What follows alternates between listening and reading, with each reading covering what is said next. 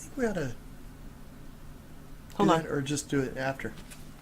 I'll probably just do it after or something. Okay, yeah, let's do that. Okay. What we were talking about is that we're gonna stream this, and I'm just gonna work on this painting, but having, like, however long this painting is gonna be, and oh shoot, I was working on. What do you need?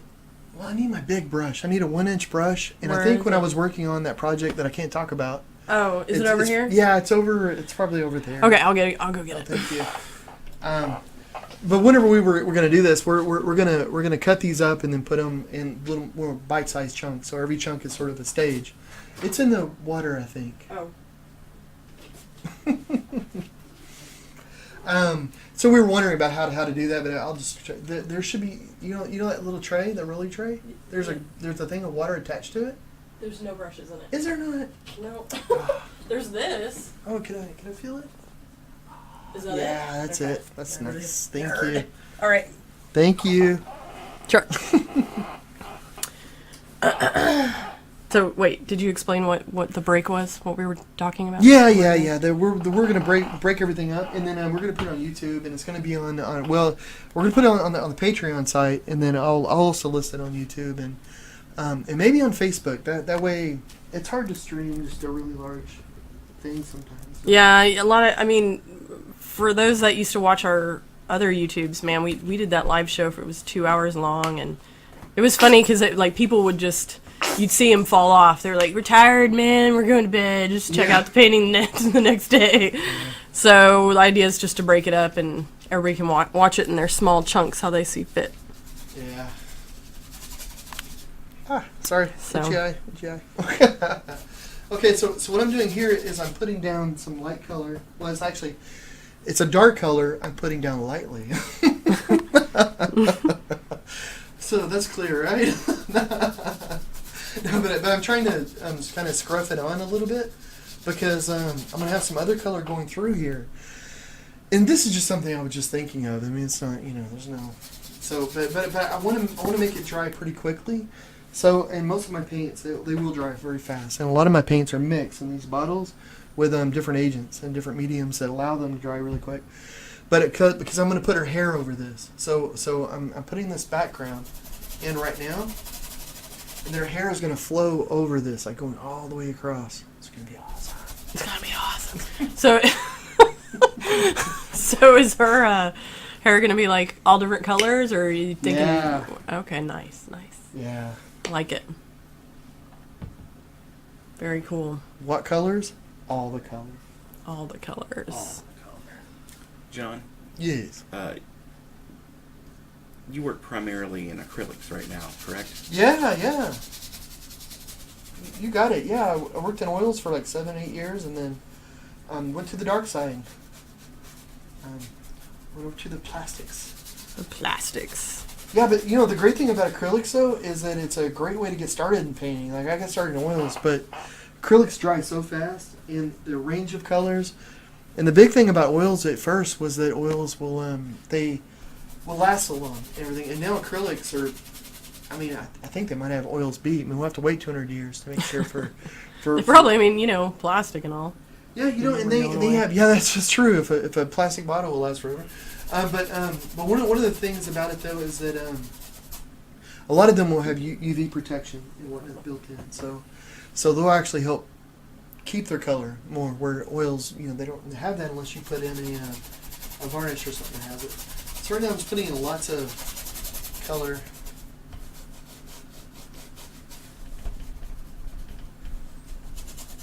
So this is more of blocking it out? It is. I'm just blocking it out, and if somebody were to ask me, do you know what you're doing right now? My answer would have to be no, I don't. But that's a great place to be in with something like this, because I could totally screw this up. There's nothing wrong with that, but I think that keeps a lot of people out of art. Because I did not pre-plan this painting at all, except I knew that I wanted the skirt to be red. Like I thought that, and I made her shirt yellow. I might change that. I don't know. If anything, I'm going to darken it. Yeah, so, like a lot of dark with the lighter yellow maybe being on this side. Yeah. On the left side of the canvas, but her right side. I think the yellow could work. I mean, it's hard to tell because it's just still the blocked in stage, but I mean, I think I don't know. I'm imagining a lot more like palette knife color variation in her clothes. Yeah, that sounds beautiful. I like the palette knife idea. You should totally do that on your painting. No, I'm just kidding. Maybe I will. Sneak in here when you're asleep and change it. Hey, that's unfair. No, that's a really cool idea. You know, it's cool that you mentioned that too, because a lot of times I'll block in a painting, and then if I'm going to do a thick palette knife, I'll go ahead and block it in, and then I'll do a palette knife painting over it. One of the problems whenever you're using like a palette knife is that it'll leave like little areas, like little pockets where air gets built up, and it won't make a full coverage. And if you're like me, where I can't see that, you might have like little white specks going through. Yeah. So, and one thing I'll do too with a palette knife is I'll mix it with a medium, some of the paint, so it's semi-transparent. Then I can do layers and layers of a palette knife. In each layer, you can see a little bit through each one, just a little, and but it's all really thick. So the light comes in, and it really gets in through the painting, and you end up with these colors that are just so bright. Yeah, you did a painting recently for Sightsavers, I believe, that you did that with. Oh yeah, I'm going out there. Yeah, yeah, in March, and that was pretty cool because like these people specifically asked for a painting that was super thick because it's gonna hang in, or at least I think it's gonna hang in their offices where the non-sighted people can come and feel it. Hospital. Okay. And so they wanted something super, super thick. So John used the mediums that allow to thicken the paint, and then did that technique, and it was really cool. It was. You also used some like iridescent paints that you typically don't use that were pretty cool. Yeah. I wanted to. Yeah, it's gonna hang in a children's hospital for a year, and then after that, it's gonna go somewhere else to hang. And it'll be its permanent home, but it's another place where children with disabilities can go and be able to touch and feel it. And stuff. But we're going out there. They're having a fundraiser and celebration, and so. I think they're recognizing some people in the field, awards and stuff. Yeah, that'll be cool. That's one of the things this year we're going to be doing a lot more of is actually going out and doing talks. And average, like when you average how many talks and stuff I do a year, it's something like around 25 or 30, and I don't send out any promotionals like for anything. It's just people saying, "Hey, do you want to come out?" Yeah. This year though, we're going to send out promotionals. This is the first time I've ever promoted anything, and then we thought, yeah, let's definitely do it. Let's promote. Yeah. And then we get quiet for a minute, like, how do you do that? No. What a great idea, but I have no idea. So, but we're gonna. But one of the things, though, that's so much fun, and it's the best thing to do, is to go to events like that and to be able to meet people. And it's one of the things I just love the most, and Jackie does too. And we'll go out and we'll do workshops. And, and for a lot of these places, like for my workshops, they're free for people to be a part of, to do. But, sometimes, though, like for a nonprofit, we'll let the nonprofit charge tickets. And sometimes they'll charge $100. They'll charge $50, $100, $200, $250 for a ticket to be there to paint, and then the nonprofit gets all that money. Or I'll do a live painting, and there, and sorry, cleaning a brush, and then the money from the painting will go to the nonprofit, and we just, I don't know, it's a lot of fun. But I'm really happy to say though, and that with the nonprofits, almost all the time, like if we're doing a thing for like a museum or for a charity or something, and they're having us out as a fundraiser, I think there's only been maybe 2 times in the hundreds that we've done that they actually haven't made more money than what they pay. Yeah. Usually quite a bit more. And the 2 that they did that, they knew they weren't going to. It was sort of I don't know. They just wanted purely the entertainment. Yeah. It was just more of an entertainment thing. It wasn't like, we're expecting you to make money. It was just sort of. Yeah. So I was like, well, good. Good. Yeah, thank goodness, because that's. I don't know. I get so stressed. I don't know, because like you want to do something like that, I want to make like if it's my normal life, if it's for me, I'm like, oh, I'm having a great time. This is great. But if I'm trying to raise money for a cause, then it's like, oh Yeah, my there's goodness, the definite stress. You know, there's it's like, definite I added need to- pressure there, and It's like, oh my gosh, You know, everything's gotta be perfect. yeah, and a lot of it really is. I mean, there's so many factors that are involved in one of those things, though. So you never know. And it's funny, like anytime we go out anywhere, we think we know the scenario and the breakdown of the events, but I think that's probably what makes part of it fun. Is we're like, oh, we didn't know that was going to happen, or oh, you have to speak for 45 minutes longer than you thought. Oh yeah, I did a crazy. thing once where I was going to give an hour talk, and this is like when I was first. This was years ago when I was first doing keynotes and things, and I had 1 hour talk, and I practiced that thing. I had everything down. You did. And then I get there, and then they say, oh, and we also would like you to speak to some parents. There's like 19 parents, and go to a room, and we'll talk about their children that have disabilities. And I was like, that would be awesome. Let's totally do that.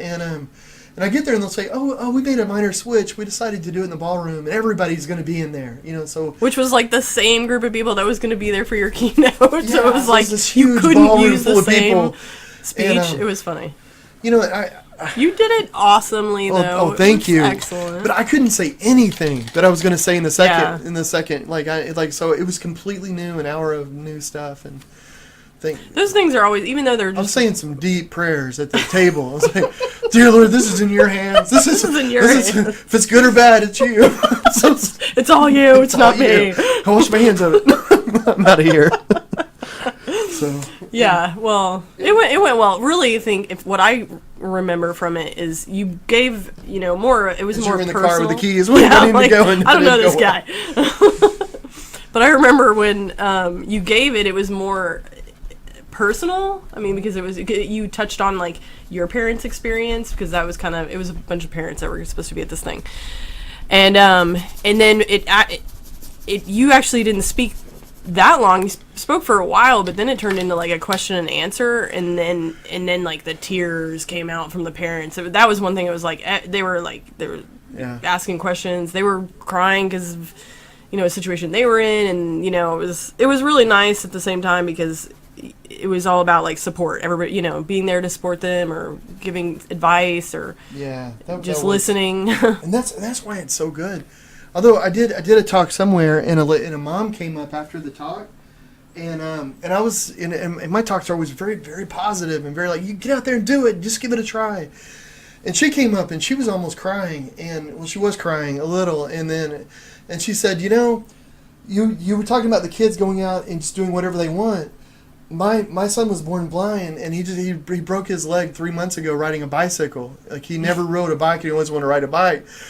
And I was thinking in my head, I thought, oh, I'm done. It's like, I'm never talking to anybody ever again. I'm just, this is it.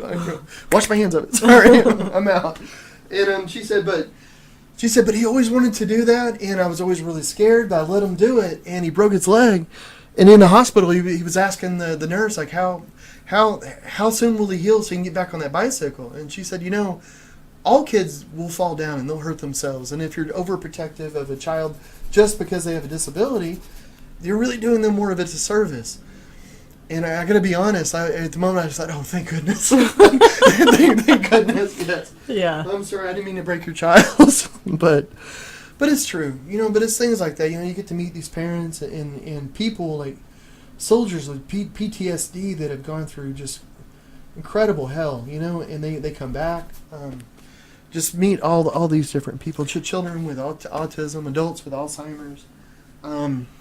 Yeah, that's one of the good things about your talks, is they have that sort of personal, informal, somewhat feel, and then by the end of it, you usually have a crowd of people asking questions or something. So Yeah, it's good. Yeah, that's always so much fun. So anyway, I've got off on a tangent doing talks. I should mention here, but I just love to do them. And this year, I really want to amp that up because it's just so much fun. I just get to meet people. But what I'm doing right now, though, is I'm just blocking in the background of this painting, just putting some color. So you can see I have some little cerulean blue, I have some dioxazine purple, going into some deeper purples. A lot of times I think when people start painting too, especially if you're following somebody else, so like if you wanted to do this painting, like the image and all that is going to be on my Patreon. I'm going to list all the colors I use. But if you wanted to do this painting or another painting, or you're following like a an artist book, where they say, okay, now do this, this, and this. Or Bob Ross, I don't know, Bob Ross gets a bad rap. I think the guy is awesome. He's introduced art to so many people. You don't necessarily have to do all the exact same colors. Mix it up. One of the big things with painting isn't necessarily the actual color, but it's the tone. So if they're using a deep purple and you want to use like a blue, just make sure it's a deep blue. It kind of matches the same tone. Imagine if the colors were like black and white. If you took all the color out, just try to match the tone, the lightness and the darkness of it. And if you change the colors, well, that's fine. As long as you got the tone. Usually. But here's the other thing that's great about art is that if you do mess it up and it looks horrible, that's what white was invented for. You just white it over and you give it again and you do it again and hey, I'm never doing that. So you learn something. So I noticed on your painting that you use skin color for her skin, which is surprising for you. What are you? Is that just blocking her in? What are you doing there? What's going on? What's going on? I do that quite a bit. I'll use pink or I'll use skin color, either dark or light, just to cover it up a little bit, and then I'll go in with some brighter colors and things. With her though, I was thinking about maybe like using the deep colors and then maybe going in with highlights. Because her hair is going to be such a riot of color that I thought if I meet her skin too much, they might blend together. That makes sense. So I thought if I had some skin colors, have some whites going through in certain areas, and then some colors just to really show the emotion, the feeling. Because I want some of that color running through her hands, in the violin a little bit, and then really through her hair. But it's like symbolizing the music, Bringing out that young Elizabeth Taylor in her.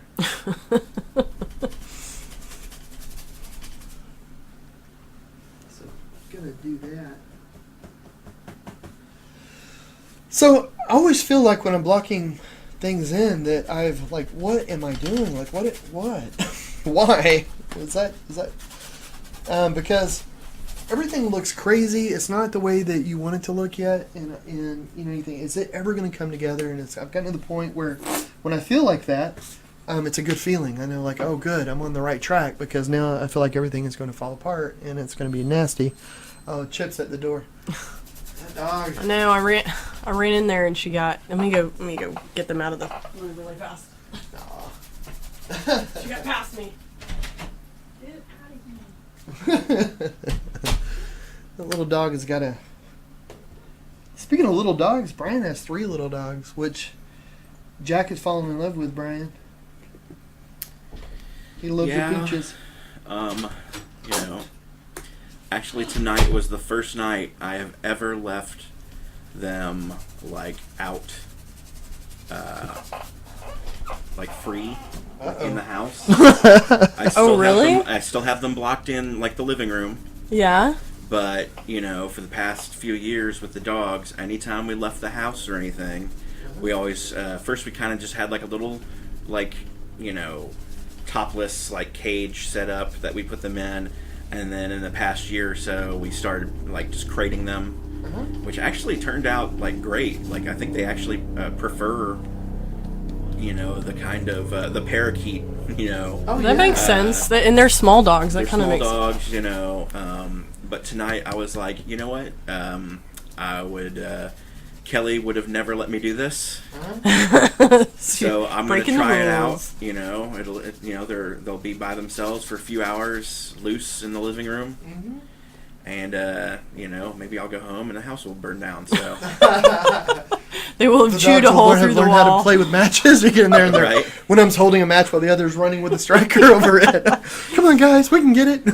They got matching leather jackets between now and then. The other one has a cigarette waiting for him to light. Yeah. Cigarettes all balled up into its sleeve. Mm-hmm. That'd be pretty impressive. They're dance fighting you. Dance fighting. When you're a jet all the way. Yeah, there you go. Well, they're cuties, though. Cuties.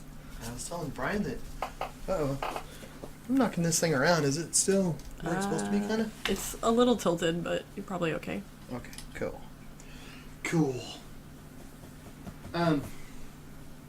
So I'm going in with a little titanium white on my brush. So I've got a 1-inch flat, and I'm just kind of working it in a little bit, and then I'm working some other colors over it. And right now, to be honest, it doesn't. The colors don't have to be 100% perfect because I'm going to feel them. But what I'm wanting to do is just keep layering these different colors because when the hair goes over it, I want there to be little patterns of light and dark for the hair to go over. So some are darker and some are lighter. Because as paint goes through, or as light goes through paint, as paint goes through light, as light travels through paint, it'll reflect back, and it doesn't necessarily just reflect the surface, but it'll actually penetrate the paint, and it'll go down really far. So if it's a thin paint, it's a white canvas, it'll make for really bright colors, or it can, and if you have other colors underneath it, then the paint can travel through. A big part of that is how transparent or how opaque your paint is, but and most of this paint I'm using right now is fairly opaque, but that's because I'm blocking it in, so I kind of want it to cover. Now some other layers I might put on here might be a little more transparent. So I'm just kind of going through this quick. I'm just having fun with it, and I'm not explaining too much. But if you guys have any questions, if anybody's wondering anything, let me know because I'm just having fun painting. And I know, like on the Patreon, like we teach art workshops. We've gone all over the country. We've taught at schools, universities, museums, lots and lots of museums. And went and did a school talk this month at an elementary school. It was pretty cute. Yeah. Yeah, that was pretty fun. In the winter, it's usually pretty slow, so it's nice to be able to get that. Like for most of the museums, they kind of work on a school schedule. So when school's out, the museums are kind of slow down for the most part. So we don't have as much of that kind of work to do. So it's nice to be able to go to a school and talk. Yeah, it's one of the local elementary schools in town. So it was fun to go. You go every year to them. It's the second grade class, and they have a week of like exploration, and I think the big thing is don't let your mistakes get you down. Like making mistakes are good or something like that. I don't know. It's one of the lessons. You weren't listening? I've already done the second grade multiple times. We have a child. So anyway, it was fun. John went and talked to them, and I think they were more excited about Eagle than you, to be honest, but I'm that's surprised. typical. Here, I'm gonna move this over. Sorry if I'm making noise, guys. But that was fun, and then next week you're going to another school and actually doing some pretty big workshops with a middle school. I am? Yes, by the way. Oh, I probably know the name. I'm horrible. I'm horrible with dates. So I know it's happening. And the Meadows. I'm horrible with the calendar. Yeah, and you have the Meadows in next month as well. Oh, next month. Did you say the school is next week or next month? Next month. Next month. Oh, okay. In February. I was gonna say I didn't remember any school next week. So I should say Brooke Nolan joined us. Hey, Brooke. A little bit ago. Mina and Contractor also joined us, and my mom said you're a rock star, but you know that. Your mom's a rock star. I think I saw someone ask how you identify your paints. Oh, did I miss that? Oh, really? Yes. Not that I'm reading over your shoulder. Oh, please do. I can't keep up. Brian's is keeping you on. Yes. Christina Yo. I hope I'm not massacring that name. How do you know what colors are in the bottles? Oh, let me show you. And my mom said you're not gonna have any shoes left when you go home. The dogs are. The dogs are gonna eat all your shoes. Well, I'm wearing the only pair of shoes I'm wearing. Good. That you care about? Yeah. Brilliant. all the clothes you like, you just wear it when you leave. Make sure the dogs don't. With the bottles, it's really easy. I just braille the bottles, so I can read them, and then with them, like a bottle like this, I've already pre-mixed a medium in there. Now I've got all these different mediums, which I've conveniently put over there. Oh, no, here's one. Okay, so I have these different mediums, and this is a flow release, so it makes the paint really, really loose, almost satiny kind of feeling. I have other ones that'll make it feel like paste, and ones that'll make it feel like water. Some it's almost like clay, even. It's ridiculous, like those. But I'll make the colors feel different so that whenever I'm actually working with the color, when the color's wet, and it feels different to me. But then when it dries, it looks the same. So because I usually paint pretty thinly. Like for when I'm blocking in, I paint thinly, and then sometimes I'll get really thick. When I first started, though, I only used like a few colors. So I use a black, a white, and a red, and that was it. And I've been painting since 2002, and it's just something I do every day.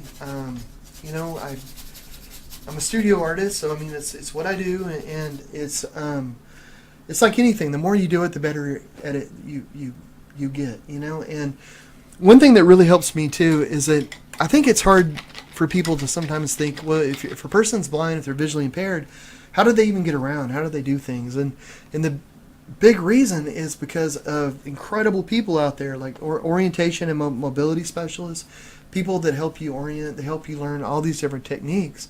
And for me, what I do, and one of the things we love to do, is we teach children with visual impairments how to paint, how to do art. Because I'm just taking the cane skills, or the same kind of skills I use with my guide dog, and I'm applying it to art. So instead of trying to navigate a room or navigate a city, I'm navigating, like on this, an 18 by 24 inch canvas. And, and I love to cook. I love to go into the kitchen and mix it up. And when I first lost my eyesight, I was always burning myself and cutting myself. But you have to be a pretty bad painter to cut or burn yourself on a painting. But it's the same sort of techniques, though. So painting is a really safe way for people to start exploring those sorts of non-visual kind of techniques. So when somebody loses their eyesight, painting is actually a really wonderful thing for them to do. There's lots of children. Like one of the things that I've learned from children doing workshops is that every kid hates the cane at first. They don't want to look different. You're always hurting yourself. You're running into things and you feel like you look silly. Well, you can kind of trick the kids into learning it by teaching them art techniques. And, a brush is very much like a cane. And the way that you're feeling the different lines is very much the same way you would touch and you trail around a room. And there's lots and lots of techniques that you can learn. But the really cool thing is that you're learning it all. The kids are learning it. And their ability to get around, their ability to eat, to know where they put a class down, to know where their chair is, where their friend is across the room, where paper is, explodes. I mean, it just explodes. It is crazy. And it doesn't take very long. It's just so cool. It is so cool. I never get tired of that. And it's funny whenever we go and we'll go to a school and maybe they for the visually impaired, and we've gone to schools in like 7 or 8 different states, or the blind services we've worked with in 7 or 8 different states, and we'll do classes for children with visual impairments, and the teachers are very used to the students kind of staying in their seats, not moving around a whole lot. And then after the art, after a couple of weeks, the kids are getting up and they're getting paper, they're talking to their friends, they're actually moving around the class, and the teachers are saying, like, it's amazing, it's great, but oh my goodness, like, they're all over the place now. It used to be such a quiet classroom, nobody running around. Anyway, sorry for the long explanation. How long are we into this, sweetheart? It is 8:57. Oh. But let me say this. Let's see. Let me backtrack a minute. Okay. Oh, Gabino joined us. Oh, Gabino, hey. And Karen Teeter joined us. Diana Strickler Soldana. Hopefully I didn't mess that up. She joined us, says loves watching you paint, and she also asked, which I'm curious about, are you doing any more paintings with the red umbrellas? She has prints of all the ones that you've done so far. Oh, really? Oh, that's so those sweet. are very popular. Yes. Oh, sweet. Yeah. I'll definitely be doing more of those. I love doing rain paintings, so I'll definitely be doing more. I do some. It's kind of like because I live in Texas. I don't know. I grew up around cows and horses, and always being around and being a cultural thing. I've got to paint cows and horses for a while, and then I'll do that, and then I'll move on to something else. But I always go back to rain paintings and music paintings. But I want to say really quick about Gabino. Man, I feel so bad. I have a missed call from you. Man, and I feel so bad. I have missed calls. I got a bunch of missed calls from my mom. I have messages. I have a missed call from you. I have lots of missed calls, and I don't know what it is, but I'm so sorry, man. I will get back to you, and I just found this. It's probably been a day, maybe a day and a half, and I'm so sorry. And my mom has the same thing. We share the same. We're like on a plan or something. It's like for a work thing. It's Sprint. Well, it's questionable. Well, I won't go that far, but I will say she's having the same problem, and I'm so sorry, man. But I do have news for you. He said, "No problem, brother. It's cool." Well, thank you, man. But I do have updates for you, so I'll get back with you, and I'll let you know. And, but gosh. But yes, I feel so bad though, and I hate to admit it, but I feel like we're in a constant playing and catch up. But that's regardless.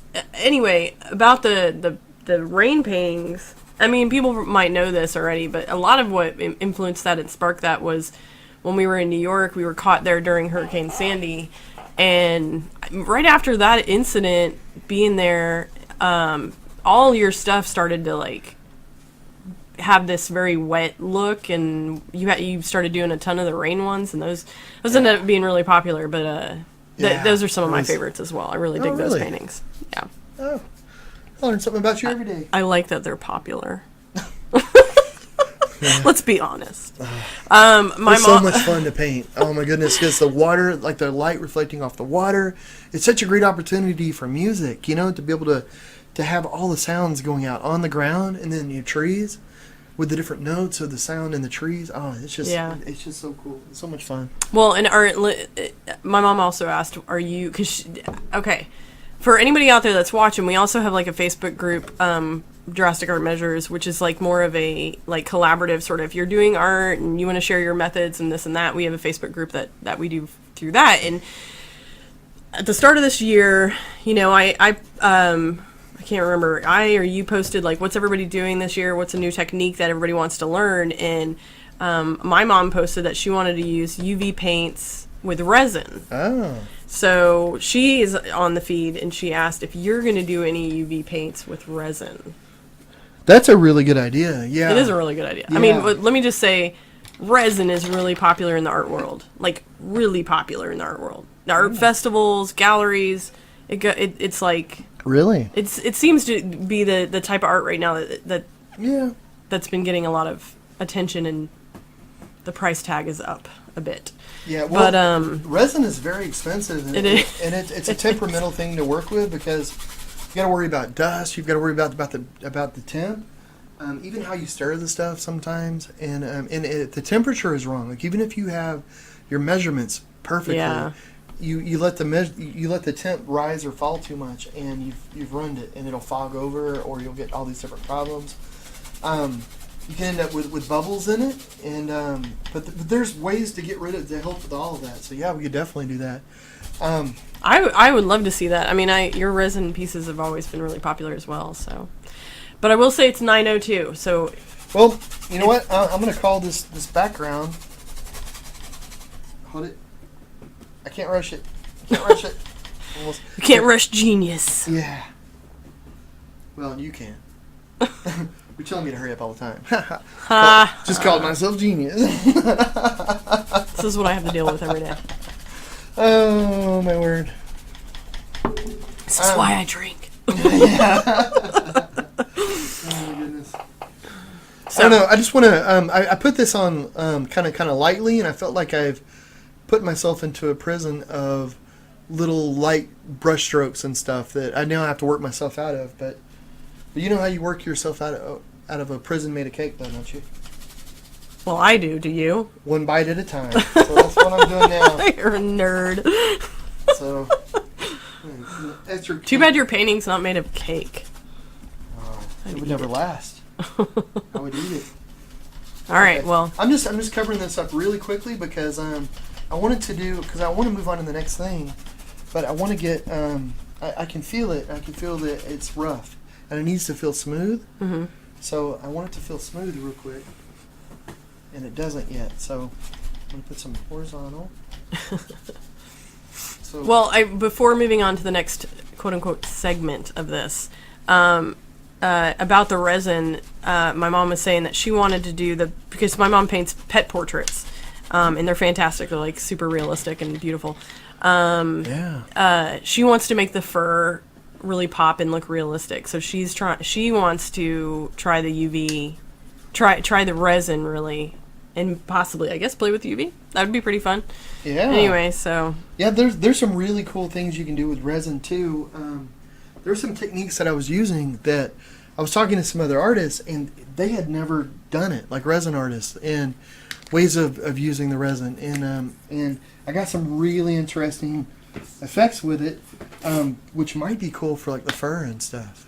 Oh yeah. So yeah, there might be some cool. You'll have to come over and paint with us, Ma. Yeah. That's what that means. That would be fun. That would be cool. That would be a lot of fun. So here's me. Okay. Hold it. This is why we can't have timetables. Hey. Have you noticed? It's your thing, not mine. Timetables? I guess. I'm an engineer at heart. Okay, I'm gonna call that segment done. Bam.